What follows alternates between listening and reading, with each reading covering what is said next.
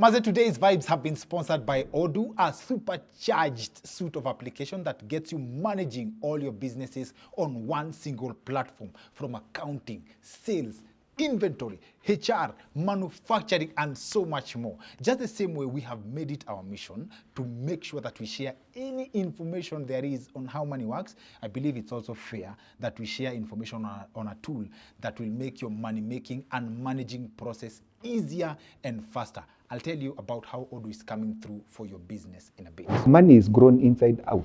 Yes. It's just like life. You know, they say life, when life grows from the inside out, I mean, when like an egg, when an egg breaks inside out, life begins. Yeah. When an egg breaks from outside in, life ends.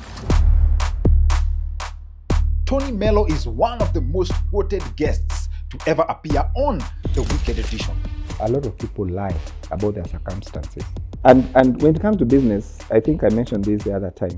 One of the most important things in business is that you must be willing to let your business die. Tonnie Mello is the founder of Bizna Group, the company behind Bizna Kenya, a leading business website in the 254. Usidharau biashara ndogo. And I'm telling you from example, I've seen a guy move from a boda to a taxi. Break it down for us. The example, I like examples. So, najua ni ya kitambo. So It's okay. Let's do the numbers. Tonnie is a fourth generation entrepreneur and he understands business like the back of his hand. So, you know, one of the biggest mistakes we make in Africa is going into business to make money. So you shouldn't go into business to make money. I think it needs to be very clear. The goal is not all. Actually, the goal is never made to make money. The goal is to. Hapo sasa umenishika kabisa. Umenishika kwa shingo. And that is why the people who know how to do it, they are able to survive. Leo ndio ile siku tunachambua kila kitu to make sure that we draw a line between what makes sense and what doesn't. So, when I went in, I realized that the guys who are doing the tape measuring walikuwa wananyonga. Yeah. Oh, as in. Our conversation is happening at Wojo, a premium co-working space located in Upper Hill, Makiwa Hotel, ilikuwa formerly Crown Plaza. A premium co-working space inamaanisha they have the whole idea ya office for you. So when you need office space, when you have office needs, you don't have to go furnish space, you need address. They can give you all that with flexible contracts, and they have very, very beautiful packages that come with getting a space at Wojo: endless supply of coffee, endless supply of printing material, super fast Wi-Fi, and very, very affordable rates. Consumer rate to the quality that you're getting. Ulisema on average, the people who have real money, ile unaweza sema ni freedom, the average age is 52. Yes. Right? Yes. Would you like to break it down for us again, ile properly too? Basically, making money wangani process. And you have to become, then you begin to create. And as you create, there are also things that you have to learn on the way. And that is what takes time. So you find that in your 20s, you are just learning. In your 30s, you start doing. In your 40s is when now you actually have something tangible. Yes. If you are good, you'll grow it. Then in your 50s, it will start showing. So for most people, it starts in late 40s, and actually some money, and for other people, it comes out in their 60s. But the average age will be about 52. That's basically a money pattern. Money pattern. Now, what can a 20-year-old do to experience a 50-year-old? A couple of things. Number one is that their parents need to prepare them. Okay. Yes. Hii mambo ya wazee kuweka do wanakupatia wakidai. Yes. It doesn't help anyone. Okay. Because what tends to happen is the young people are left on their own. Wajisort. It's like unaacha mtu kwa forest to find his way out. Yes. So by the time he's finding his way out, is uko 35. Na amemari na akona watoi. So people make money late kwa sababu ya trial and error. Trial and error, and also the fact that they're actually not prepared. Because you see, for you to create for you to create, you have to have something to work with. You know, a potter will have mud or whatever. Yes. And everybody else has something to work with. Yes, So yes, yes. especially in Africa, in the African setting, unapata, most of the time, people don't have resources. So you can't create from nothing. So what ideally happens is you go to school, you look for a job, you work the job, you make some money, then now you can start thinking about doing business. Yes, yes, yes. So if that is what's going to happen, by the time you're actually starting to think, you're already like in 30 something. By the time you actually start, because again, you see, money is not a button. You don't, you know, doing business is not a button. You don't just press a button and then the business comes up. Yes, yes. You know, you've got to go through another process. Yes. So by the time that whole process is done, a lot of guys actually end up starting, the ones who are lucky in their 30s or 40s, that's when they're starting to do business. If they are lucky. If they are lucky. It's not a guarantee. It's not a guarantee. I mean, think about it. How many have you seen starting businesses after retirement? So when I see at 60, what business are you going to do? Okay. Please define for us. Ati mtu akianza business in their 50. Yeah. What is a business? A business is creating a system that creates a product that makes you money. One of the, okay, I'll come back to the issue of the African setting and the young people. But so, you know, one of the biggest mistakes we make in Africa is going into business to make money. So you shouldn't go into business to make money. No. We'll give you money. People pay for services and products. Okay. Okay. You understand? So people pay for what you offer them. So if you, depending on how good your product is, that is how much they're willing to pay. Yes. That's why you see a glass. You'll find different types of glasses. Yes. Maybe there's a glass for maybe 20 bob or 30 bob. Yes. But there are glasses for 3,000 and 50,000. One glass, 50,000. Okay. Why? It is because of the quality of the product. Wow. So hii kitu we put on ourselves, ati I've gotten some money, like I have 100,000 shillings, let me go into Mutumba business, or let me go into, what do we call it? Let me go into farming. That's not business. It is business, but there's a wrong approach. You see, the motivation cannot be I have money, so I'm going to do business. If you have money, just eat it. But hey, I mean, I'm being honest. You see, I mean, I can tell you nice stories. Yes. Ibambe was saying, but I'm telling you from reality, because I've seen it. You see, the truth is a lot more money is lost in business than is actually made in the earlier years. Okay. Yes. Okay. Most businesses in Kenya and in Africa die actually within 2 years. It doesn't matter how much money you have. It could be 10,000, it could be 100 million. You still burn it and it's gone. It's gone. It's gone. Yote. So anyway, back to the issue of the young people in Africa. So the first thing is that parents need to prepare their children. And preparing them is give them the necessary education and skills. Yeah, not just school. Yes. Skills. Let them understand what money is. Let them understand even what life is. Because you see, we have a situation where you're getting guys learning, doing even up to masters. Yes. Until they're like 25, maybe even 30. And these guys don't even understand what life is. Because at 30 or 25, you start going looking for a job. Is it because our parents were programmed to believe that they have to follow that process? Yes, actually, I would call it a curse. You see, we are still where we were in 1960, where they believe, okay, where the reality was, for you to succeed in life, you need an education or you need a degree. You need this and that paper. But you see, life has changed. Okay. Things have changed. Today, there are many. The other day on Bizna, we featured, I think there are 2,000 PhD holders who are teaching in primary school.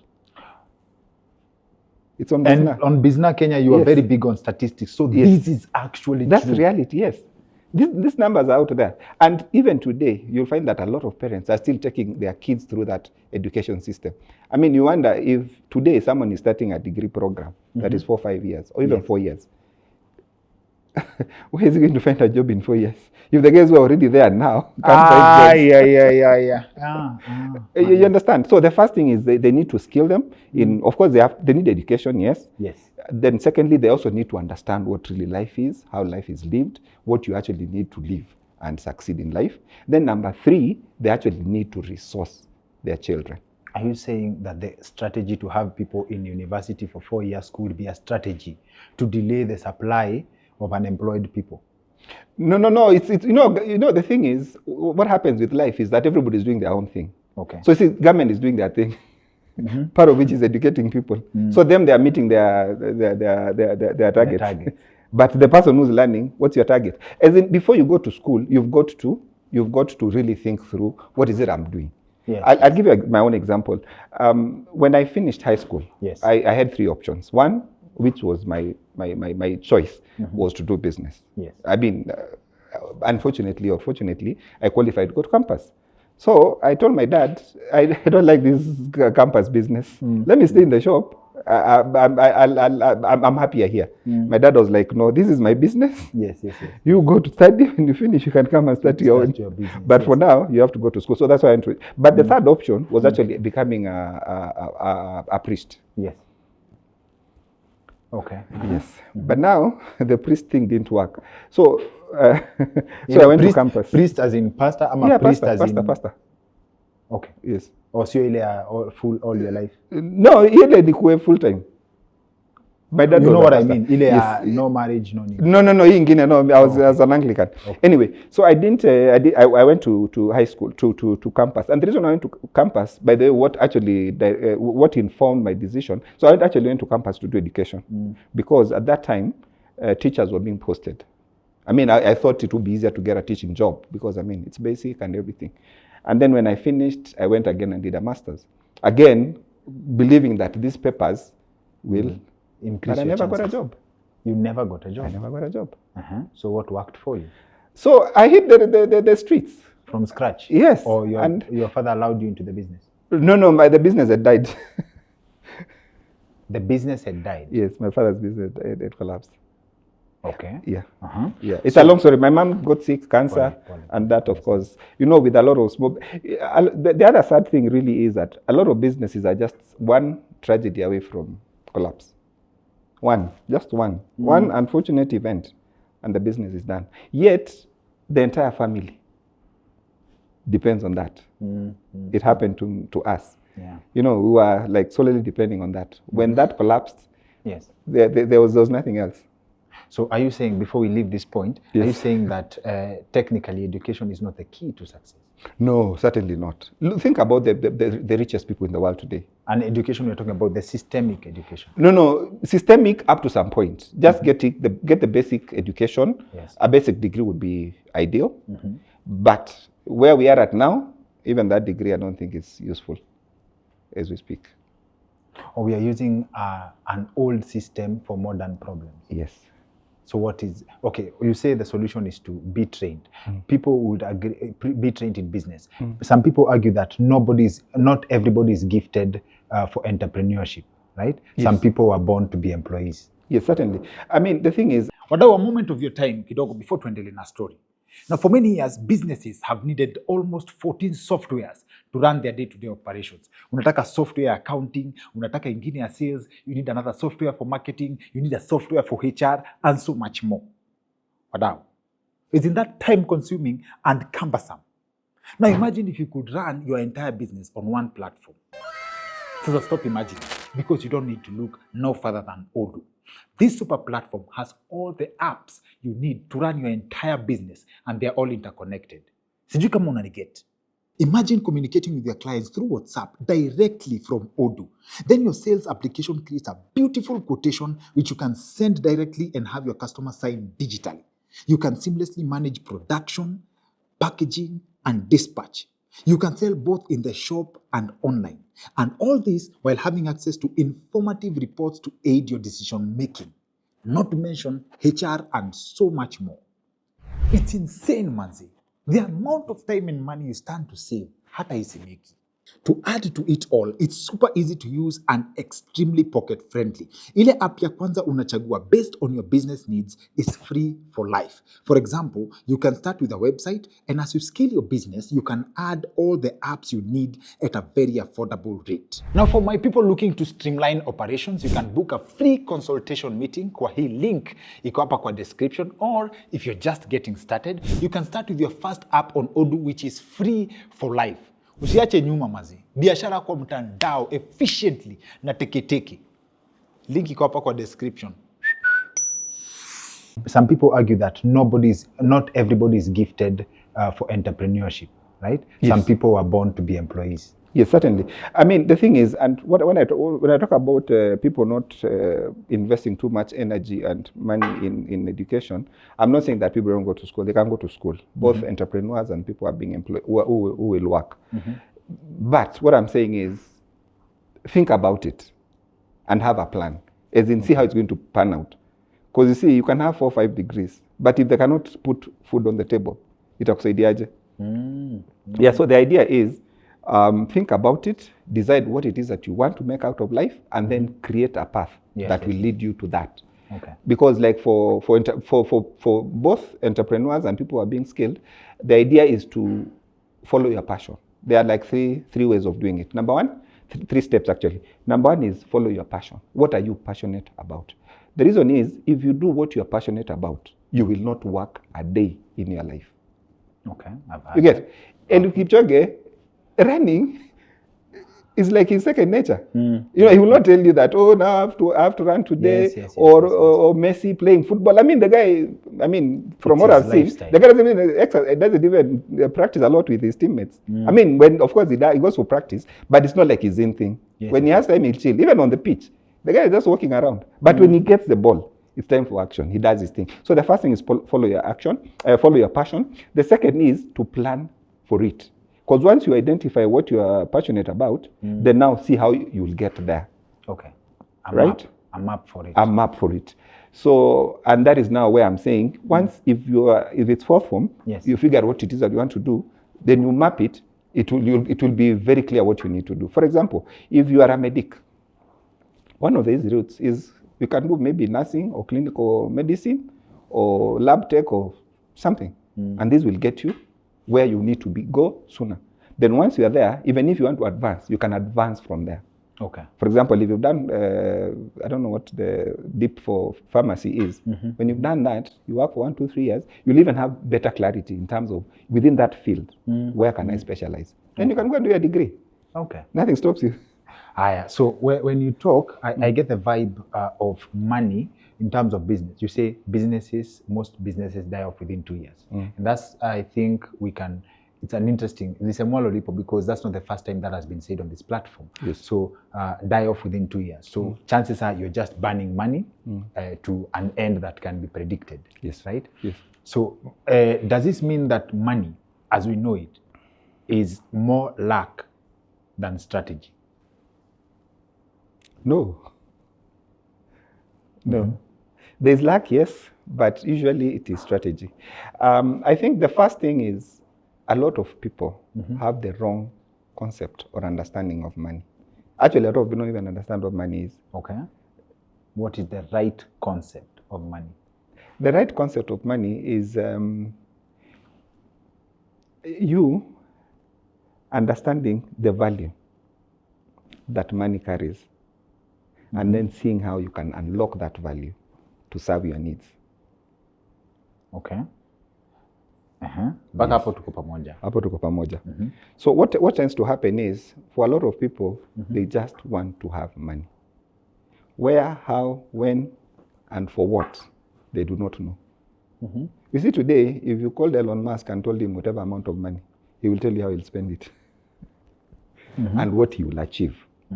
So if that is never clear to you, whatever whatever money comes your way, you will use it. Either you will abuse it, or you'll misuse it. And either way, you'll lose it. You sound like you subscribe to the book of, it's not about the bank balance. No, it's never about the bank balance. Actually, a lot of the wealthy people that I know, most of the time they don't have money. What does that mean? What does that mean? Wealthy people and you don't have money. How can you have money sitting in the bank? Doing what? Supposed to be working. It's like having players and then you put them on the bench. Yes. Money is supposed to be out there doing stuff for you. Okay. Making more money. And like I said again, I think it needs to be very clear. The goal is not actually the goal is never made to make money. The goal is to impact society. The goal is not to make money. No, the goal is never to make money. If it was to make money, a lot of these rich people, they will not have been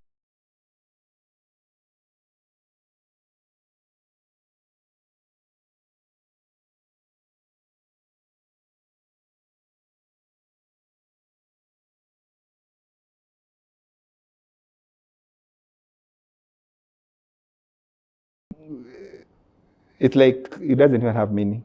But the beauty is that they will have enjoyed the journey, and number two, the goal, which usually to make a difference in other people's lives, and to make humanity better, has been served. So when that purpose has been served, you find that that person is happy. So how does one switch the mindset from I just want to make money? Because money, people look at it from the perspective of a resource. People know the value that money can unlock. Most people know, right? The problem is accumulation and keeping it. Yes. So already from this conversation this far, unasema accumulation is not the goal, right? So how do you unlock the mindset? How do you set your mind free to the right direction? First is understanding yourself. Okay. You need to, you need to interrogate yourself and understand yourself. And then number two, interrogate what it is that I actually want to do. What difference do I want to make in this world?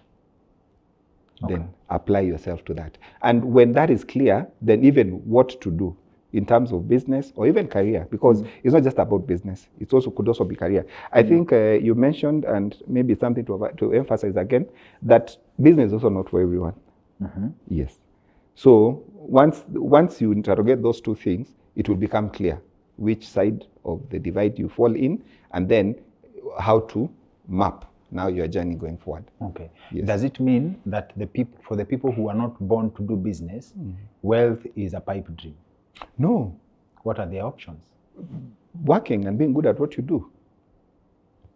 If you are good at what you do, people will look for you. Even people who hate you, they will look for you. And they'll do what you want. Be good at what you do. That's the alternative. That is the alternative. Okay. Even entrepreneurs, you've got to be good at what you do. Okay. Yes. Because again, we've said a lot of businesses die. Yes. Yeah. So most people who think they're making money right now, they have a business that's working, chances are they're just burning money or they're surviving for now. Yes, and a lot of it is, it's more like a rat race or marking time. Okay. Yes. So there's a lot of activity because a good business has growth. There are no two ways about it. I mean, when companies like Safaricom came into the market, you could not ask whether it's a good business or not. And the other players, they are not the only players. So any business that is good will have growth, and that growth, and it's growth in all perspectives. Growth in the bottom line, growth in numbers, even growth in the quality of the staff that they have. Okay. And even growth now in profits and in money. Okay. Before we started the conversation offline, I mentioned that the more you learn about money, the more it feels like a scam. Yes. Right? Yes. Today I interacted with content, a friend of mine, Collins Jumapili, sent me a video on why he feels, a video of someone explaining why he feels like the dollar is a scam. Like the US money to get the whole world to align against their currency that they create out of thin air. And we've spoken to Ed Thiongo, who explained to us the difference between fiat currency and gold-backed currency, right? So at the end of the day, it's an idea that we believe in, right? So I'm very, very curious. Like, do we believe in an idea that only exists in our head? Can you confirm or deny that money is a scam? No, money is not a scam. It's just a concept. It's just the best that we have for now. The same way, a long time ago, they used to use salt and then gold and stuff like that. So gold is, money is now the currency. It's a concept that is serving us for now. Okay. But it might not be forever. It has an expiry date. Yes, something else will come up. Bitcoin? Yes, I'm looking in that direction myself. What do you think of it, by the way? I would be interested to hear what you have to say. Is it legit? Yes, it is legit. It is, well, like everything else, there are like two or three sides of, there are actually two sides of everything. So there's a legit side and there's the other side of it, which is now what, and that is usually informed by ignorance. That is rather driven by ignorance. Yes. A lot of people are not informed about it. Okay. So either they take advantage or they misinform others. Okay. And then when that happens, then people are gripped by fear. Yes. And then they stay away. But when they stay away, other people take Benefit. advantage of it. Ah. And then they make the money. I watched something a while back. There are some guys who sued Mark Zuckerberg. They put most of their money in crypto. What they were paid. They put Those their two money- brothers. Remember those two brothers who had sued Mark Zuckerberg about Facebook? Ah, uh-huh. Now they are some of the richest guys in the world because they put their money in crypto those days. Because they put their money in crypto. Those days. Wow. So now, when it comes to investment, I'm really struggling to wrap my head around the concept of borrowing money here. You go buy something, you sell for a profit and sustain that. That's what they call investment, right? So now, I'm at a place where nimefanya research kidogo and I stand corrected. Yeah, again, I repeat, the most realistic return on investment is placed around 8 to 12%. Anything above that sounds like a scam, too good to be true, right? The banks are loaning at an interest rate of 22%, but they themselves, when they pay you for an investment you make, you'll be lucky to get 12%. 12%, yeah. You understand? So when the bank gives you money to go invest, like in real estate, you take a loan to do a construction project ama rentals, right? When the rubber meets the road, the maximum profit you will make, especially for rentals, 8 to 12%. But you take a loan that you'll be paying 22%. Where is the business there? Again, it is a couple of things. Number one, a lot of people are over ambitious. They want to make money sooner. And you see, when you do that, it blurs your vision. You don't see facts on the table. You know, I mean, something that is very clear. Like that's the same example you've given me. If you're going to borrow at 22% and you're going to make 12%, how will you make money? You'll never make You'll money. never make money. Number two is the narrative that has been driven that it is good to borrow to do business. Experts say you can't grow without borrowing. Yes, what they don't tell you is that you don't borrow at the beginning. Never borrow to start. Never, you can never borrow to. Okay, well, you can because there are people who do it, but it is very risky. For example, I'll give you an example. If I'm doing a 12-story building and I have money up to 8, I can borrow for the other 2 floors or 3 floors. Or when I've finished the structure, I can borrow money for finishing. Okay. Because this will be sort of like short term.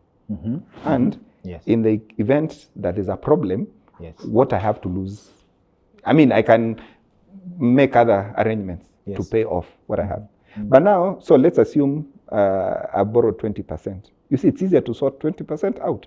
But if I have 20% and I borrow 80%, you see where the problem comes in. And then the other thing that we have to throw in the mix is the issue of time and timing with money. Time and timing. Time and timing. If you're going to borrow money, you've got to know how much time you have to pay. And you've got to figure out how to pay it. Okay. And then timing comes in because you also have to factor external factors. External factors. Yes. The seasons. Yes. And things, you know, things that could happen, like the floods that we had. Yes. Who would have seen that coming? COVID. Who would have seen that coming? Mandamano now. Who would have seen that coming? You get? So imagine. So you have to factor in the worst case scenario. Exactly. So if you are going to do that, you'll find that what you have to borrow really diminishes, or the space that you have for borrowing becomes very slim. And that is why the people who know how to do it, they are able to survive. But the people who don't, they just walk into a bank, walk out with money. And there are so many cases. Think about digital lending apps. What is the story there? I mean, you see the numbers, you're like, how is it possible that someone can borrow money and not have a plan of how to pay? And it's not just the small borrowers, even big borrowers. There are guys who borrow billions and they're not able to pay. The concept is the same. Same thing. Because like I was saying, people become overambitious. The second thing is that people are misinformed. And unfortunately, and this is could be controversial, a lot of people are listening to people and following the advice of people who have never done business. Okay. That's a very interesting addition. Yes. So you wonder, how is that possible?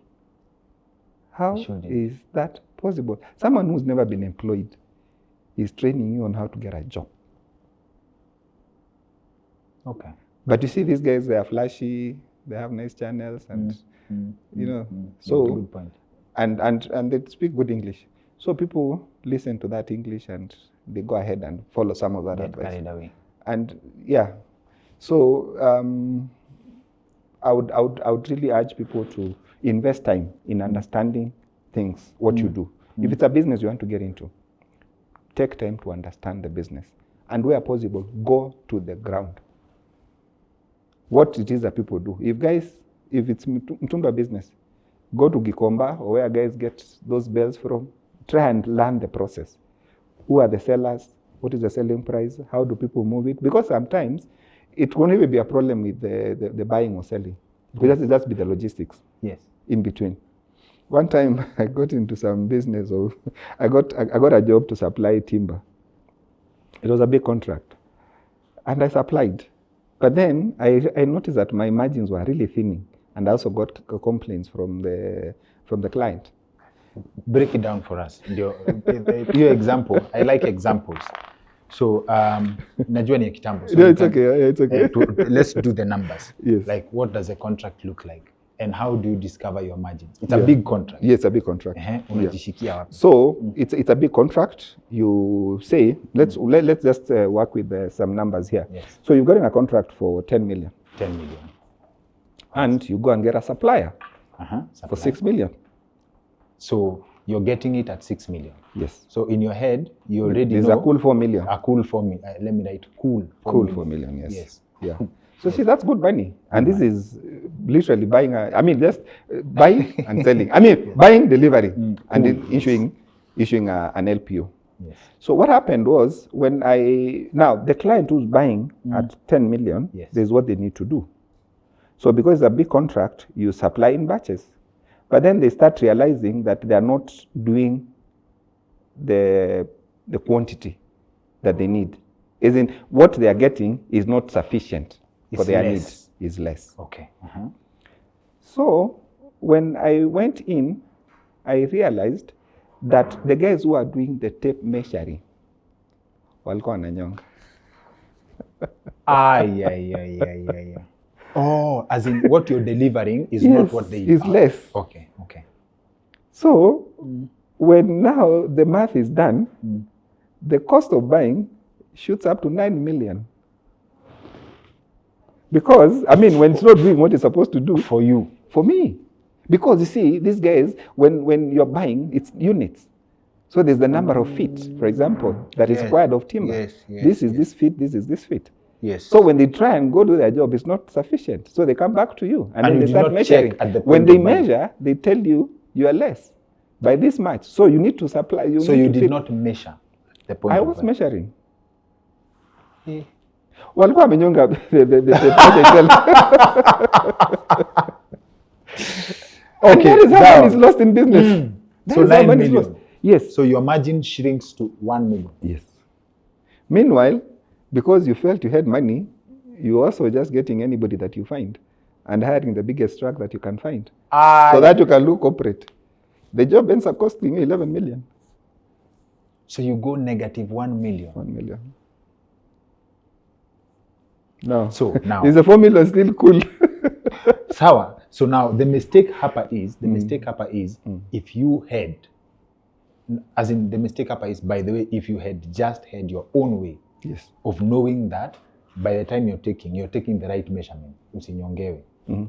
If you understood the business, how it runs, end to end.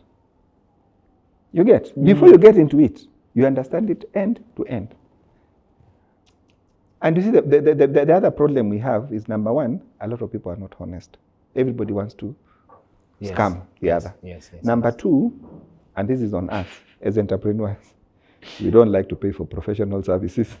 But si hata wewe in this deal, si hata wewe you are splitting, as in if you had budgeted for a cool 4 million and the guy, wewe pia ulikuwa unamnyorosha to a good one. No, but you see, it's Business. market forces. That's the rule of I mean, it's market forces. Me, you want something, I tell you, you come, you want to buy this glass. I tell you, I sell this glass at 5,000. If you're okay with that, we are good. if I go here to market forces. No, I mean, if I go to this other guy, I mean, you see, and by the way, let me tell you, sometimes making money is very easy. It's just knowing who and where. For example, this same glass that you are buying for 5,000, that I'm selling to you at 5,000, I can get it for 4,500, and sometimes I can get it for 2,500. That is why people go to Isili. The same things that guys are selling in town here, you'll go and find them in Isili at 30% less. That qualifies Price. knowledge is power. Knowledge is power, especially when it comes to business. It plays a very big role, very, very, very big role. But you see, a lot of times as entrepreneurs, and it comes back to the issue of money I was telling you about. If you are looking just at making money, you'll not want to go through this other process because hii inakuharibia time. Si nichukue tu hizi vitu chap nipeane, and then I make my money. But if you are, and especially now, like in this case, if I'm interested, or my focus is on servicing this client and making them happy, I can even go back and lose the 1 million, but then I'll get another contract, Return maybe of for life. 15 or 20 million. Yes. And then I'll be wiser. You'll know better. Exactly. So I'll be able to recover and then grow. And then for every loss becomes a lesson. Okay. You get? So it will be simple. And to the solution now, like what I had for this was simple. Just go and buy a tape measure for less than a G. So wakipima Could na have mimi saved you napima. millions. No, I mean, that's what I ended up doing. Wakipima na mimi napima. I know that really goes a long way to save someone their money, especially someone in that line of business. So now, una kitu ulisema. Yes. Don't borrow initially. Mimi na operate and criticize my plan. Yeah.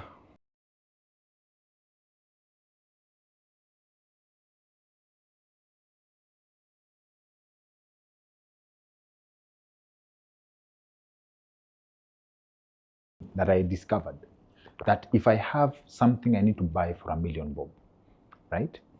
Instead of, and I have the $1 million bob in cash, I don't go pay the $1 million bob in cash.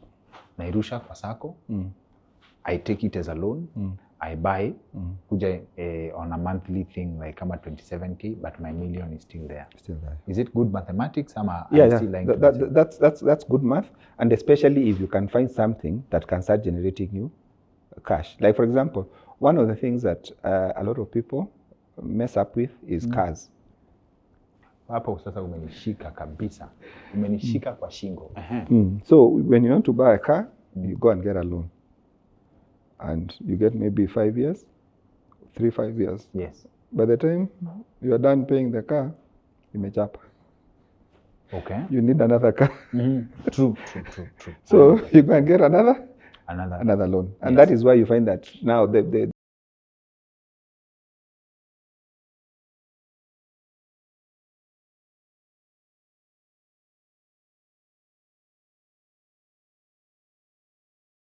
continues revolving.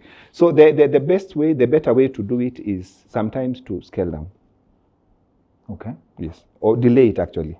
The first one is to delay it. If you feel you have a car, you want to buy a car, shikilia tu kidogo. Yes, hata kama inakuwasha, shikilia kidogo. Hata kama inakuwasha, save kwanza. Then with that money you can even like put it in the circle, because when you put it in the circle there'll be a dividend. Yes. Coming to you every month. Secondly, the same circle can lend you the money. Now, the rule of thumb is even if you can afford a 3 million car, buy one for $1 million. Okay. Yes. Sukuma na hiyo kwanza, as you learn how to drive, you get used to the idea, because something like a car is a liability. Okay. Like the expense starts after you buy the car, because every day you have to fuel it, often you have to service it, stuff like that. Yes. Insurance and kila kitu. So you find that because some of these things are not factored in, you find that now the thing becomes a burden. Unapata sasa you start pulling money from other things. Okay. Other needs in the family, or even money that you could have invested in a business to make money for you. Na sasa hapa we struggle with two things. And I'll give myself as an example. I've had the car I have, this is my 5th year with it. Still good, nini. I have no complaints. I can do another very many years of it because I have a good mechanic who has helped us maintain it. But then, tuko na kitu hapa inaitwa your personal emotions. My friend described it as car fatigue. Like your car is good. Other people actually wish they could have it. But then you feel like you want another car, right? In terms of utility value, serves the needs, kabisa, but there are things, I don't know come I'm telling myself this, I'm like, my needs have changed. Like now we're operating with a team, I'm not like one man, I need a bigger car that can carry the whole team. These are things I tell myself, but I'm like, in terms of value, still brings in value. Then something, kuna kitu ingine tena inaitwa, like, manze, hii maisha usifike uzeeke, and then you start feeling like, I should have done this, I should have done that. How do you find a balance between enjoying life and making sound financial decisions? Two things. One is, again, timing, and two is capacity. Capacity. I mean, it's like when you have a child. Yes. You can't give them 10,000. Akitoka hapo nje kucheza. You understand? It's as good as lost. That's the point. Okay. If you give, I mean, if like a 5-year-old or maybe 7-year-old, ukimpatia hata 1,000, atoke nayo, hata rudi nayo. You understand? So timing is very key. But if you give the same 1,000 to a 15-year-old or a 12-year-old, they will be able to at least take care of it. Yes. They may not use it well, but at least they'll not lose it. Yes. You get, by the time you give it now to a 20-year-old or a 25-year-old, they will actually be able to do something meaningful. So timing that's the first. And capacity. Yes. Then the issue of capacity is, you do not, like, personally, I don't understand the issue of fatigue. Because I'm fatigued, so what? Yes. I mean, even the guy who's working would like to drive. Gonna fatigue. But if you do not have the capacity for something, and I personally, I don't understand why this car thing is such a big deal. Because for me, even before I got a car, I used to tell guys, between me and a car is time, which is passing. Yes. I'll find myself there. When the time comes, you will not even have to struggle. You'll walk into a yard and drive out. With the car you want. With the car that you want. Because the timing is right and you have the capacity. Okay. One of the, especially if it's a personal use car, yes, I always advise people to buy them cash. Okay. If you cannot afford to buy it cash, you can still put the money in the circle, then borrow the same money to buy the car. Yes. That's fine. But if you cannot afford to buy it cash, then you cannot afford it. If you cannot afford to buy it cash, you cannot afford it. But for a personal use car, there's a certain amount of money to a business, and I believe you would also be inclined to fall in this category. When you have, like, let's say, for you to get a good car, like, you could be lucky to get a car for 600,000 to $1 million, right? But putting that money on a car that will be taking money from you in terms of fuel, parking, and all the utilities and service maintenance is still losing money. That's what I'm saying. So you've got to be at a point whereby actually this will not strain you, or will not start eating into other things, especially for business. Secondly, even if it's a car for business, yes, you need a truck, or you need a canter, you need whatever. Don't just go to the dealer. Yes. And buy the same damn thing for 10 million. There are some on the road that are very good, in good working condition, for 2-3 million. Why don't you start there? Because sometimes as business people, we shoot ourselves in the foot. Someone wants a KD. What is the new number now? KDQ. KDQ. Yes. But maybe a KBP would have served you well as you build your capacity. Because you've got to decide which is better. This is one area people lose money. Like sentimental value. Sentimental value. And just not taking time to think through a lot of these things. Yes. But if you actually, because I mean, you know. Yes. Even in Kenya here, we buy cars that are 8 years old. Of course, ukienda kwa yara kwambia this is new, fresh import. Yes, But yes. the truth is, it's been driven 8 years. for a very long time. Yes, yes. And now we have it here. And so the same concept applies. If you want to, even for business, just get a good mechanic. You'd rather even pay the guy to actually do proper check Diagnosis, on the yes. car and tells you this car, this is the condition, and this is how much you can pay for it. The conversation becomes a lot easier. So even if you can afford to buy a new car, you can start off with this, let it make the money for itself. Okay. Make money for you. And then the day for buying the brand new car will come. Okay. And when that time comes, you'll just be strolling in. Wow, interesting. So now, I think let us tie this to another concept, and I'll give credit to B. Pluto. I hope I remember the concept very well. There was a time he started a very interesting online debate. At buying a car for 20 million is a waste of money. And his example, if I remember correctly, was if you buy, if he had 20 or 10 million in cash, he, instead of building a house, he would go to a yard, buy a car for that amount of money, drive the car, charge it to the bank, take that money and do something else with it. How realistic is this concept? How safe is it? No, it's safe. It's safe. But you've got to tie everything together. That when you are borrowing this money from the bank, you see the bank will put a lien on the car. Yes. And they will want their money. And trust me, they will get their money. Yes. One or the other. The question is, where are you going to put this money? So that it actually makes money that you're able to pay off. Yes. Or even if you're not making money from there, you've got to have a good plan. Again, factoring in external factors. Okay. How are you going to be able to finance this? Okay. The repayments for the car. But then again, I think the key point really is capacity. Capacity to be able to do this and the need for it. Because really, for you to move from point A to point B, you usually don't need a brand new car. You don't need a brand new car. But if you can afford it, well and good. But if you do not have the capacity, just hustle, the capacity will come. You don't subscribe to this concept of having a car for image. No. No. But that is the saddest thing. That is the saddest thing. And you see, the thing is, you know, when the bills come, they come to you. You'll buy a car for people, but the bills will come to you. Handled by you. The bill will come to you. When they're auctioning, it is you, they'll come for your car. Yes. The same people who are urging you and cheering you On because image. you have a new Benz, they're the ones who will be saying, what's wrong with this guy? If he didn't have money, why did he buy a Benz? If you didn't have capacity. If he didn't have capacity, That's why did he have to buy a that's a Benz? very strong word. And I think we can also link it directly to the house car debate. What do you say about unanunua gari na una nyumba? Where does this conversation lie?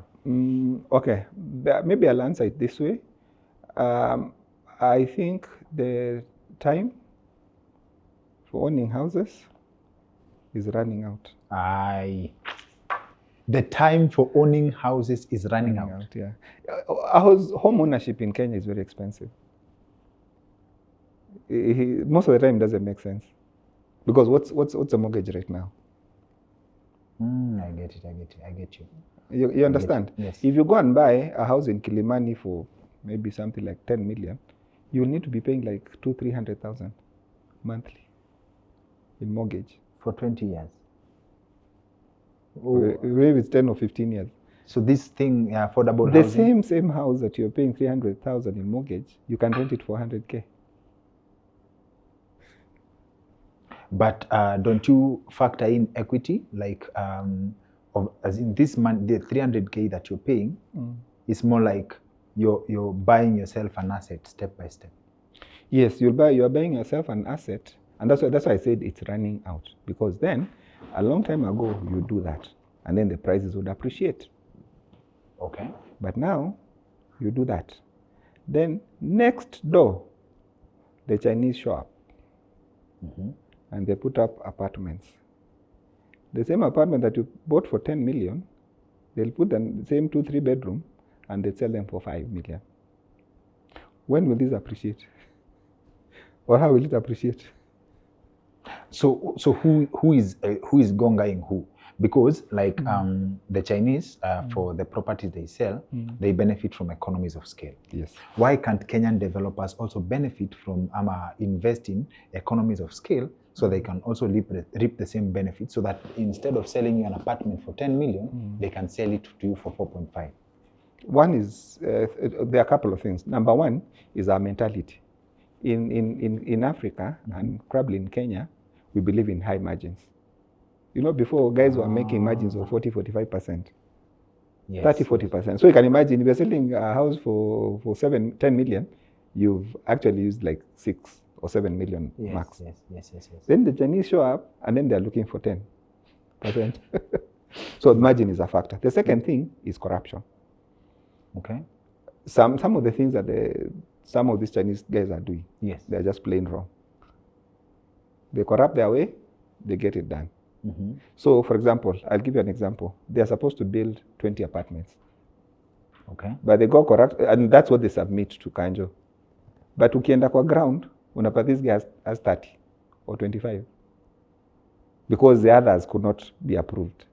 But the guy still finds a way to build them and sell them.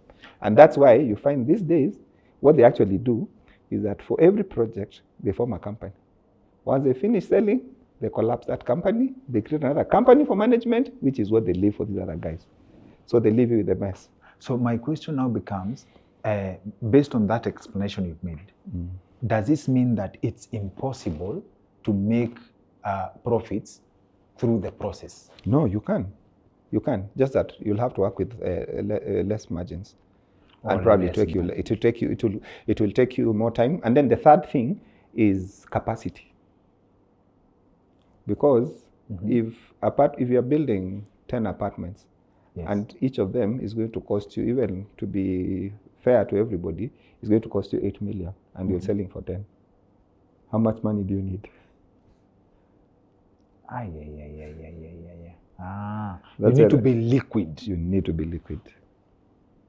You need to be liquid. So this idea of security, Yes. kama mimi personally, I'm like, from the mentorship I've gotten, is that you need to have a home for you. And I think the last time we talked, you said you regret spending the amount of money you spent on your house, right? Is this your generation advising the generations that come after that don't build a house? Like this concept of my home, naingia kwangu. If you can, if it's possible for you to do it, do it. But if you are barely making it, if you're making out a living, if you are trying to make a life, I don't think it's the best thing to do. Don't struggle for it. No. And then again, you see, what is important is a lot of people do not, again, I think we had mentioned this earlier, people don't understand the concept of money. Money is not trapped in a lot of the things that we do. Yes, you'll go and spend 5-10 million building a house.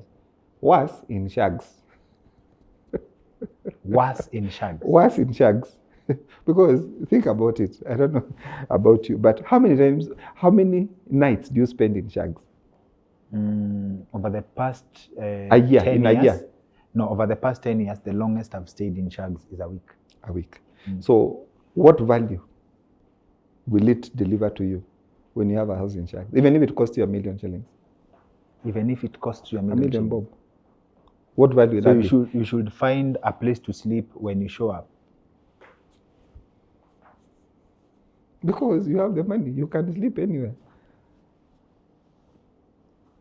Yeah. You see, the thing is, just like the car, the cost is not even the building, it's maintaining it. Because once you build, you can't just leave a house empty. You can't leave a house empty. Empty. You've got to put in someone, a worker.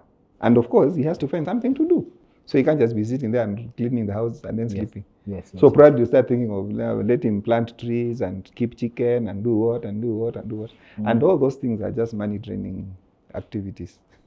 So by the end of the day, if you had put 1 million shillings, you find that every year you are spending maybe another 200,000-300,000.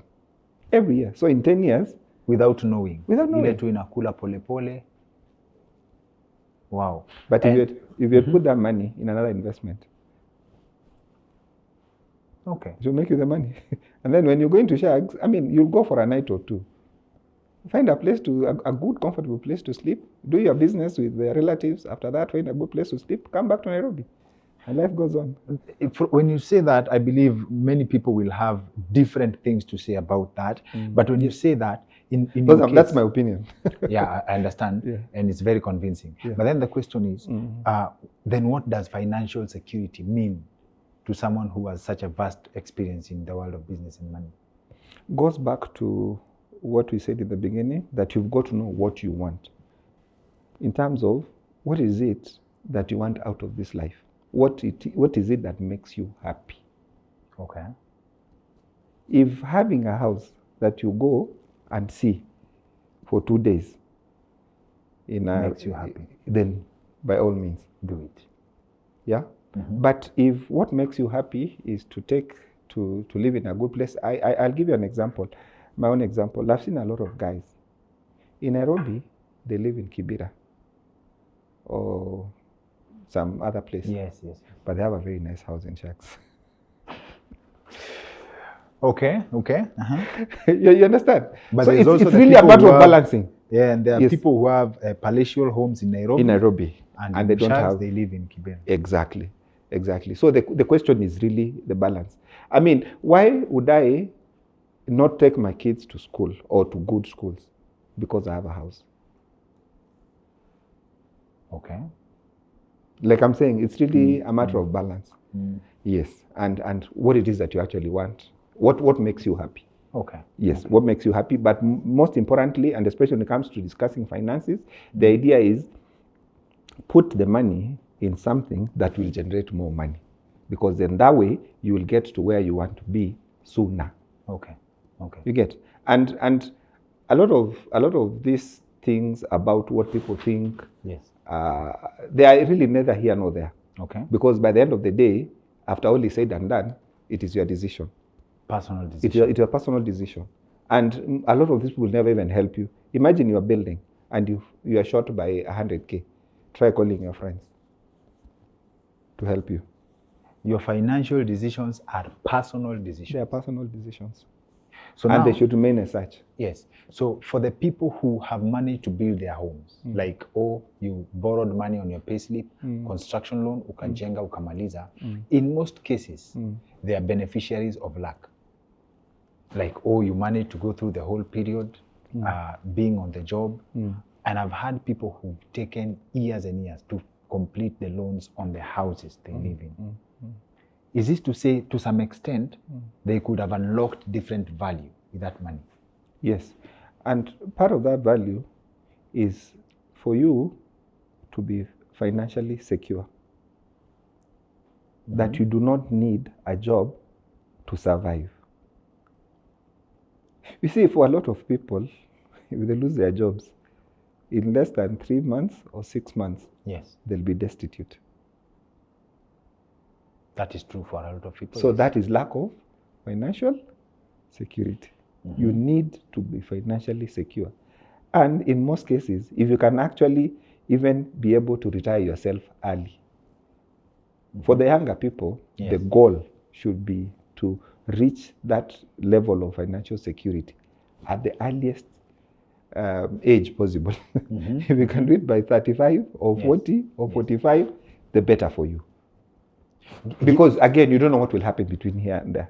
100%. But then, in your experience, before we discuss strategies that you've seen working, money strategies that you've seen working for people, and probably stories that scratch to grace, like clean, meaning, what is a roadmap that you've seen working for someone who has achieved early retirement? Is one is that they are very intentional in how they spend their money. Spending. Because that is the crux of the matter. It doesn't matter how much money you make. If you are a thrift spender, the money will be gone. Believe it or not, if someone was to give you $1 billion today, you can spend that money in no time. If you're not careful with what you're doing with your money. So the first thing is to be very careful with what we do with your money. And being intentional, for example, is where you stay. You know, where you stay. Yes. As in, I mean, if you're earning 300,000 and you're already paying 150 or 200,000 in rent. You get? We're already having a problem. And you actually, that 300,000 is a tidy sum. But if a lot of it goes to rent and other things, then you'll be in trouble. So that's the first thing. The second thing is to actually plan. You've got to have a plan of that retirement plan. To get there, you've got to have a plan. And that plan now is the one that begins to inform what you can do. The third thing is that you also have to supplement. Unfortunately, a lot of people, as long as you have a good job, want to relax. See, I'm meeting my basics. Yes. But you find that, especially today, there are a lot of side hustles you can do that will not even affect what you do, your day job. But aren't you the same person, Tony, when you discuss net, kasema, business needs focus. You need to identify what you're doing, stick to it, and give it all the attention it needs. Yes, no, I'm talking about someone who's salaried. If you are employed, you can find a side hustle that you would do. Like, for example, crypto. Oh, not a business that you No, well, that also is an option if it's something that you can be able to manage. If you can be able to manage. But I'll give you one of the examples that I had. Is that time I used to have to do car hire. It was simple. I give you a car, you give me this amount of money daily, weekly. You give me this amount of money. And then I make sure that the car is serviced. Okay. You understand? So I have my guy who keeps looking out for the car to make sure that it's not being misused. And then you're giving him the money. So you see, that one doesn't require a lot of your time. If there's anything wrong. You directly manage. Yes. Because, I mean, all I need from you is money. Yes. Every week. And then have a mechanic. If there's a problem, you call my mechanic. The mechanic, we have an arrangement. He'll go fix the car if there's a problem. Then again, also, I make sure that the car is actually in good condition. See, at kila siku, this and that in a kwaribikia. And who is this person who affords to hire a car like that long term? That's a unique client. I'm hiring a car. No, even these taxi drivers, a lot of them, they don't drive their own cars. Yeah. A lot of them don't even drive their own cars. They actually lease those cars. Is that better than owning? No, owning is obviously better. But I'm saying if you cannot afford it, even border borders. Guys are leasing even border borders today. I mean, and the point is, from at whatever point you are at, there's always something you can do. Yes. Now nimekupata. Yes. Nimekupata. Yes. And these examples tunapeana just so that we don't lose our viewers. Kuna watu wanasikia watu wanaongea 1,300,000, right? What are the options for someone who has no access to 300,000? Someone like, let's say for example, someone mwenye anachezea hapa 30 to 50,000, which is the majority. In fact, the percentage of Kenyans who actually have access to 100,000 monthly is very small. What are the options for someone who plays between 20 and 50,000? So 20 and 50,000, I think several options. The first one is to join a circle. Because with the circle, you're able to save. With the savings, now you're able to borrow. There is no shortcut. Lazima you build capital first. You have to build capital. You know, with business, the best time to start was yesterday. And the best business to start is the one that you start with zero. But most of the time, that will require your time. So we are talking about someone who is salaried. If you are salaried, you have a job. So you cannot be there. Yes. So the only way to do it is to build capital. And like I said, the easiest, one of the best ways is to join like a circle. Because in that way you're able to save. When you save, you can borrow some money. And then you borrow some money, now you can start building capital from there. So you start from zero, start with what you have. Yes. And then you will borrow to build, to increase capacity. You will borrow for growth, not for starting. Not for starting. Okay. Not for starting. Okay. Yeah. And then the second thing is usidharau biashara ndogo. Okay. You know, unfortunately, a lot of times we want to start big, which is where the problem comes in. For example, kama ni mtumba, you don't have to buy a whole bale. Endo fanya kamera. Okay. Ikifunguliwa. You know, and sometimes you can be seasonal, you know, timing again. Yes. If, for example, a time like now, wakifungua sweaters, jackets, Marvins, hizo vitu, it's getting cold. Yes, yes. And guys are there. Hata ukienda tu mtaa yako, after work, you post on your social media, WhatsApp, blah, blah, blah. If you have like 10 sweaters, chances are that within a week on WhatsApp or Facebook, you can actually sell the 10. Now, have you ever had an experience to open a business for someone? Ile especially for family. Yes. Hajapata kazi, mfungulie biashara. Yes. What do you say about that? It is risky. It is risky, but the idea is one, lazima kuwa amefanya kitu wao wenyewe. Hakuna cha scratch. Usitoe mtu amekaa home, amepause na watch Netflix, ukuje umeingiza biashara. You're wasting your time. But mtu ameanza ana struggle. Now imagine a girl who's doing border. I'm hire. They pay, I think, 300-400 shillings a day. Yes. Now uone tu ana manage. Now you can go and buy the bike. Kumwambia sasa hii yangu utakuwa unanipea 500 per day. Ijilipe kwa kwanza. So you see now for him the whole thing makes sense. Or even a G, because atasema afadhali nijikaze hiyo tao. But then in 6 months I'll own this bike. So si ati umbaie umpe. Ai unampea aje? No, for real. No. You see the thing is also hiyo kitu ya kupea tu pia ni mbaya sana. Because when you are given something, you don't respect it. Number 2, wewe mwenyewe you will not hautakuwa na confidence ya kuitumia. And I'm telling you from example, I've seen a guy move from a boda to a taxi to a leased to owning. Okay. And buying another one. Okay. Yes. Okay. So that now he actually runs several taxis. Amepea wase, anaye akona yake. Because they understood the business. Because they were focused. Now, well, you see, the problem is, like, it's what we were saying from the beginning. If it's your passion, you will not work a day in your life. Me, I tell you, since the day I started business, I have never worked. Unajua, you've never worked? No, I mean, it doesn't feel like work. Unajua, I was character developed. One time, I started business on rumors. I was like, nikambiwa, hi Gary. And the person I was consulting with, he was in that business. And I could not make the math of how he owns that many cars. So it was like inspiration. So he challenged me and I had access. Nikaingia mzima. I saw fire. I managed to sail through, but I think I got the lesson I carried from that was do not invest because someone else has invested and they seem to be doing well. Because when I do the math, in retrospect, his math is unrealistic.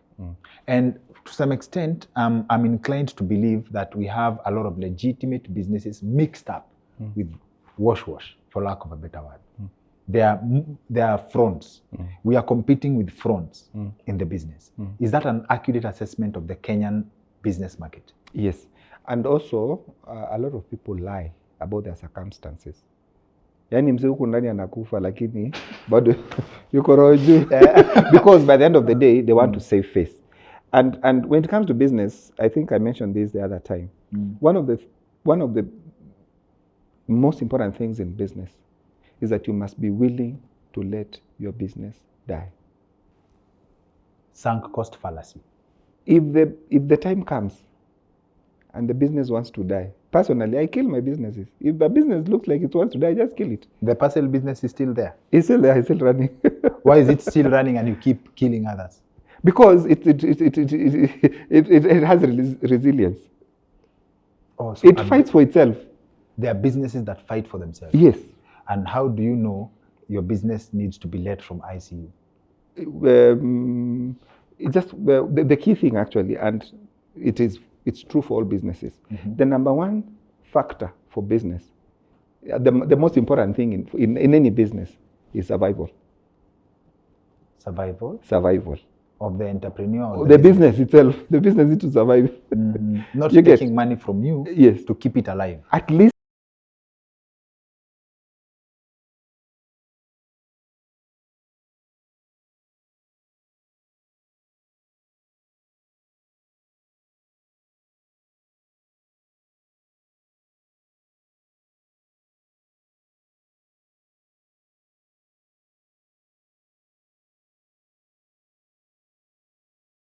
Yes. what business am I going to do? How is it going to run? What does it require? And then from this point going forward, or these are the milestones. Okay. You need to have moved from here to here to here to here. So if we've gotten here, but the revenues are still here, Bad news. bad news. Okay. So it has to get to a point whereby you as an entrepreneur, you have now to take stock, review what it is that you've done. Have you done the right things? Okay. Have you given it what it requires? If you've done all that and it's still not working, Yes. then now you put it on PIP, performance improvement.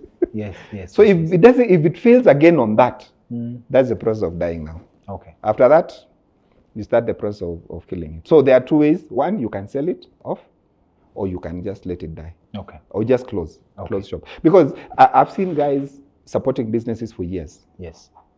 and we knew it was going to die anyway. So after 2 years, when someone discovers that, when it eventually dies, you find that you've lost so much money and time Okay. Okay.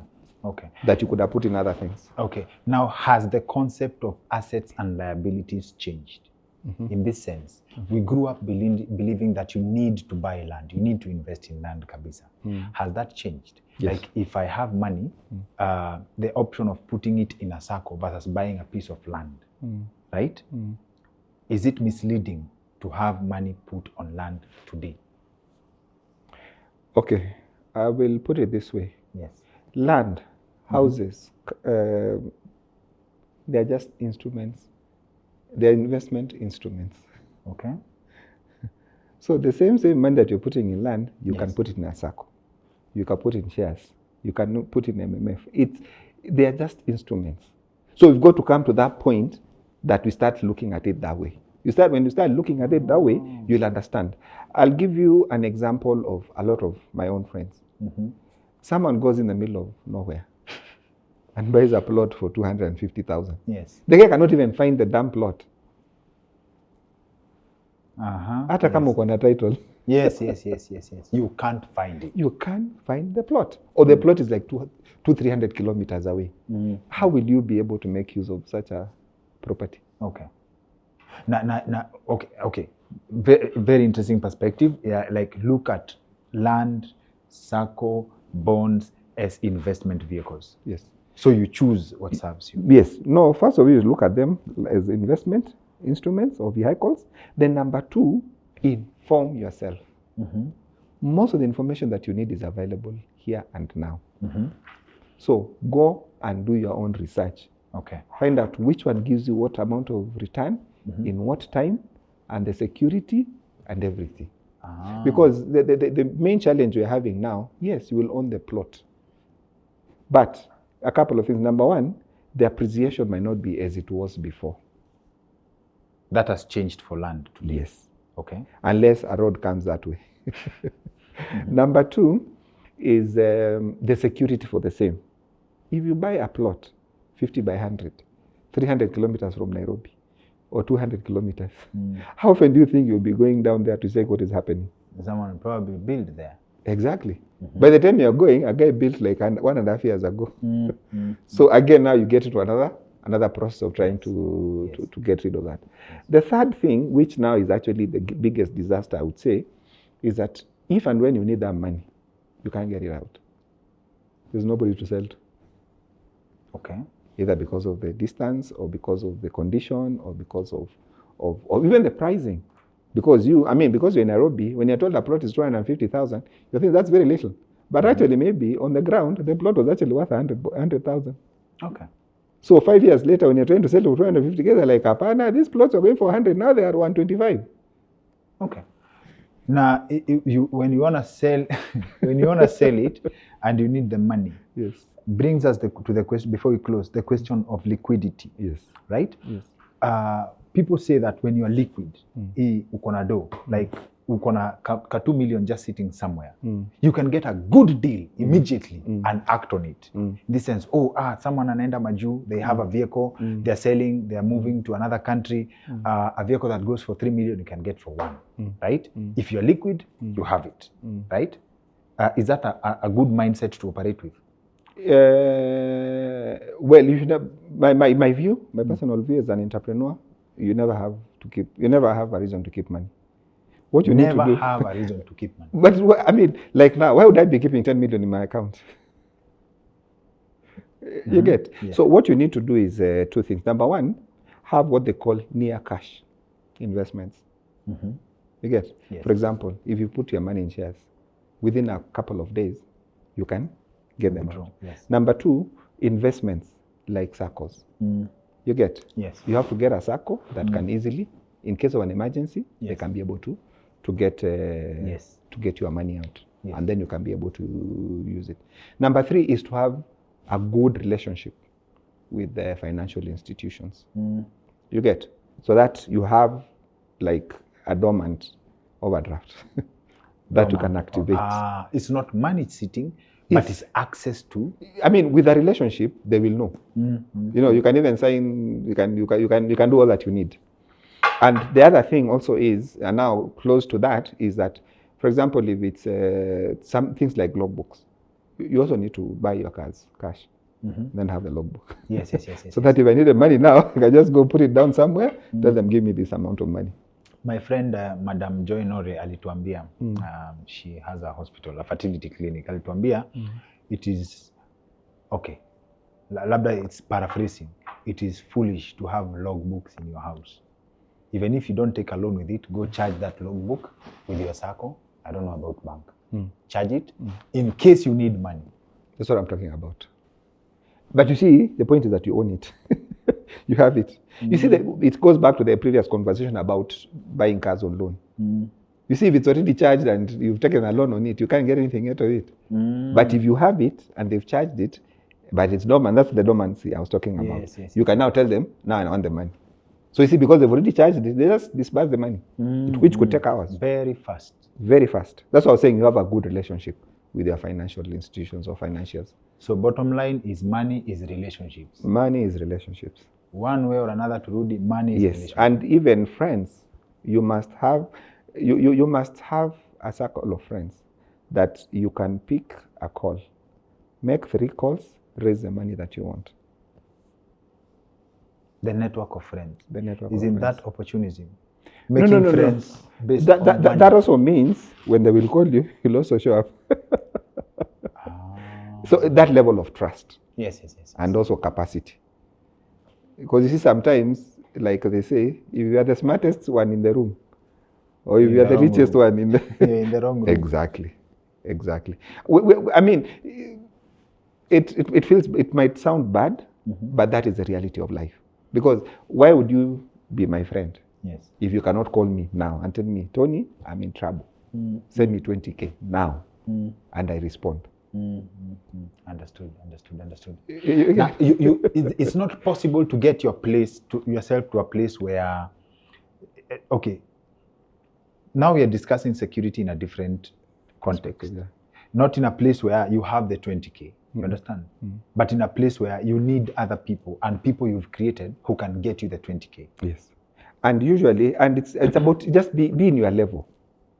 You get? I'm not saying if your level is 50K, don't go look for guys for 500K. Because you know there are chamas that guys changa 500K or $1 million every week. Every week. Yes. Meter. What one ekelea meter? Every week. I'm not saying you go there. Hii Kenya. Just hii Kenya yetu. So stay at your level. If you are level of 20K, make sure at least you have friends at that level. You play at that level. At that level. And usually, by the way, the saddest thing is that you have to prove it fast. Is it building that ecosystem? You have to sort of like lay your own life down. Again, you define trust. I'll give you an example of some guys who are getting married. So there were like 4 or 5 guys who are getting married. So they said, are you guys, since we are all in this thing, unaanza, tutakupea 50K kila mtu. Then next, so ikifika, When it's your turn, you already know there's 200K coming. Yes. Before we even start talking about anything, there's 200 Gs. Value-based friendship. Value-based friendships. Aya. Hii kitu ya starting from the bottom, now we are here. I feel like most people, there's a gap they don't tell. Most people who are successful, there are people who are very, very open and they can give you a channel. Most people who share story, oh niaje, you're a millionaire now. I did the mathematics, of course, notwithstanding kuna investment. Being a billionaire, pound for pound, it's not an easy task. It's not. It's not an easy task. Right. So most people have benefited somewhere, a place that they don't tell you. I'm a multi-millionaire, a place where they don't tell you, right? But wako na hiyo wisdom ya kumultiply, right? Is this to say that at some point, at a certain level, the game is rigged to reach certain levels of money? Because we had Pastor T hapa, and maybe you can tell us your perspective on this. Alisema money is spiritual. To a certain level, you cannot unlock certain levels of money. Hata ukuwe msmart aje. Lazima ikuwe na Yesu level fulani ama uchawi kwa kando. Actually, it's not just money, but life is spiritual. Life as we live it is spiritual. There are some principles. There are some spiritual principles that apply to our life today. Like for example, if you lift your pen and drop it, it's going to fall down. And I was thinking about this the other day, and I was like, you know, there are people who have lost, and this is now the missing link for most people. There are a lot of people who've lost out on life-changing opportunities, simply because they did not understand whose presence they were in, who they are dealing with. You get? Yeah, that's true. You are dealing with a multimillionaire. Alafu namshow attitude. Yes. This is a guy who can give you one opportunity. Yes. And it changes your life. Yes. Number two is what they call the first mover advantage. Yes. A lot of people lose a lot of opportunities, and I think I mentioned this at the beginning, simply because of time. You find that someone cannot keep time. You are given an assignment, you take forever. So if you can't keep time, you can't keep money. You can't keep time, you can't keep money. And you can't make money if you don't understand timing. And you can't make money if you don't understand timing. So this guy who does whatever and he makes the money, and he's not a time conscious guy, he will lose it. Just give him time. I mean, I'm sure you've seen very rich people in this town. Yes. Very, very rich people. Yes. But sooner or later, and that's why you see for most of the very rich people, you'll find that they are very, very, very strict with their time. Yes. The second thing that is maybe not related is that money is silent. Okay. If you hear someone talking too much, shouting. If you hear someone shouting, pesa yake si mingi. Do you know in Kenya, we don't even know the richest people. Most of the guys you see on TV, they are not the richest. They actually are very far from being rich. Very far. If you see I have met some of them, and I can tell you, you wouldn't even tell them on the road that this guy has money. You wouldn't tell. You wouldn't tell. Until you look at their bank balance, or you go to their houses. There's someone but see, the people who have money don't have bank balance. Money is not bank balance. That's what I'm telling you. No, I mean... It's one of the ways to tell. Yes, I understand. Yes. Because you see, for them, everything is an instrument. There's someone who will leave Karen to go to JKI or Wilson. They fly themselves from Karen to Wilson. Or they fly themselves from their house to Mauritius on holiday with their family. In this country? In this country. And does this country have the opportunities to make that money?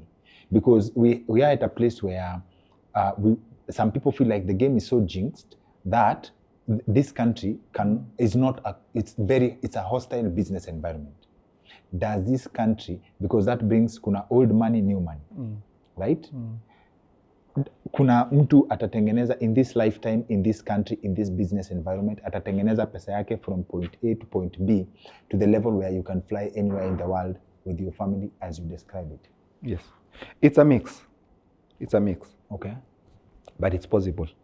And it's happening. But that jinx of that this can't happen, this can happen, is also part of the game. It's part of the game. To confuse people. I mean, you see, if I make you believe that making money is hard, yes. then we just forget about it. So it is part of the reason very Yes. few people have money. Yes. Yes. Yeah. You understand? Yes. And for me, it is all about, I feel, and I could be wrong, but I feel that we are getting to a point whereby we are abrogating our own thinking Yes. and decision making Yes. to other people. Simply because someone is on TV and is shouting or wearing a tie and is telling you this and that. You swallow the whole thing wholesome. You don't do your research. You don't do your own research. You don't even think about your own life and do your own thing. Yes. You get? Because the secret of making money, or money, is grown inside out, Yes. not outside in. Money is growing inside out. It's just like life. You know, they say life, when life grows from the inside out, I mean, when like an egg, when an egg breaks inside out, life begins. Yeah. When an egg breaks from outside in, Life ends. Hiyo ni ya kukulwa tu sasa. So anyway, think about it. I mean, look at someone like Elon Musk. Maybe that's Musk. That's a guy that you can talk about. Yes. I mean, look at him. And then, sorry, the other thing also is, I think, especially in Africa, we hold on to things too much. Ukianzisha kitu unataka kufa nayo. And that's why most people die with their things. But a lot of these guys, they start something like, you know that he was involved with PayPal. yes. PayPal is still there, still making money for He people. sold it. But he sold it, he made his money, and with that money, he moved on to other things. And with that, he keeps moving on to other things and new things. And Same analogy as swimming. If you are on water and you are rigid, you will sink. If you let go, you will float. so making money can be very easy, but can also be very difficult. But the key thing is really the mindset. You know, the mindset and just understanding Yes. money and understanding yourself and the way the two interact. Then you'll make money. Because even at the workplace, also, there are a lot of opportunities that people miss out on. Yes. Nikifanya hii kitu mdosi atapata nini? Atapata promotion ama atapata credit. Yes. So unaikali? But maybe that is what the company needed. That is what you needed. And that is what your boss needed. But you in see, a thankless environment where you can give your all and then they dump you, change the environment. go to an environment where you are appreciated, not where you're tolerated. Exactly. And that is not difficult to say. Okay. If you're not being appreciated, start thinking of how to move. Okay. Yes. But But usitoke tu uende. okay. One of the last articles niliona from Bizna Kenya ni construction loans shrinking, Yes. right? I did not, ni kama sikushika vizuri, was this that banks are not giving out money for people to do construction, ama the business environment, people are not taking up more loans to do construction? Liquidity, hakuna do. Hakuna do. Watu wa kubeba hakuna, watu wa kulona hawako. Because you know, like banks, now they are preferring to lend to government. The bonds. Yes. It's paying back It's cheaper. more. I mean, it's easier to do. And then pia kwa soko pia hakuna do. I mean, when was the last time you saw big deals happening? So I think mainly it's What's your assessment of issue. what's happening, like the state of the economy? We are in a tight spot Yes. currently, and it's affecting everybody. But government needs to do something urgently so that they can get businesses going, because KRA has come very hard on businesses. If salaried people, they think they are coming hard on them, it's worse for businesses. And that is really, really frustrating businesses, because some guys were barely surviving. So when KRA comes hard on you, the decision of closing becomes very easy. And does this mean now, in terms of business, it's the wrong time to put money on business? As in, is this the time to hold your money? Yes, if you don't have something going and working, Don't start. don't start. And if you have something that it looks like it's dying, this is the time to kill it. Kill it earlier before it takes more. Before it takes more. Because the thing is, it will sink you. And they're hard decisions, but they have to be made. And are these seasons predictable? As in, when you're in business, can you predict that, hey, that new year, money will not be in circulation, so let me hold what I have? What are the signals to look out for? I don't know whether to call it vibe, but it is what's happening in spheres. Okay. So like, for example, you look at what's happening in the global economy, you look at what's happening in the political sphere in your own country. Like now, before the last election, guys knew. And that's why you saw that the economic activity slowed down. Yes. And then immediately after the new government takes over, then you sort of give them time to be able to settle in and then get their things going. And then they need. So what happened is, when we were beginning to take off, then now government came up with all these tax things that now really just dampened everything. Okay. Yes, but they've done a good job with the cost of living and with the dollar, bringing it down. But more needs to be done now, especially for the small businesses, because you see, when I close my business, there are 2, 3, 4 people I'll fire. Yes. You get? Yes. So when there's 1,000 of us, how many people have lost livelihoods? Yeah, I understand. Now I get it. You understand? Yes. And personally, if things go the way they are going, even things like crime will increase. And not just increase, but increase exponentially. So even guys who think that they are safe, they're in good neighborhoods. Nobody is safe. Nobody will be safe. Wow. We cannot experience at a full Tonnie Mello. Tonnie Mello has decades and decades of experience. So we are going to leave a link in the description below to one of the biggest business websites in Kenya, Bizna Kenya. Just click. Kuna articles zenye zimetengenezwa hapo for any question that you may have. This is just a tip of the iceberg as far as knowledge ya Tonnie is concerned. Tonnie, asante sana for making time for us. No, thank you so much for having me. Yes. It's always a pleasure to talk to you.